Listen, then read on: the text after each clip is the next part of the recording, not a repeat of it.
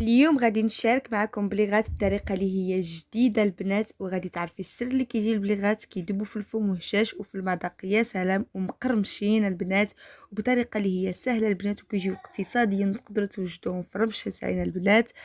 بمناسبه شهر رمضان الكريم. ندوز المقادير وطريقه التحضير. هنا في اناء غادي ناخدو 2 كيسان ونصف من الدقيق يكون عندنا رطب ومغربل من قبل.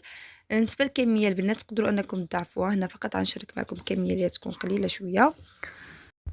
هنا غادي نحتاجو 2 كؤوس ونصف من الدقيق ويكون عندنا مغربل رطب. غادي نحتاجو نصف معلقه من الملح.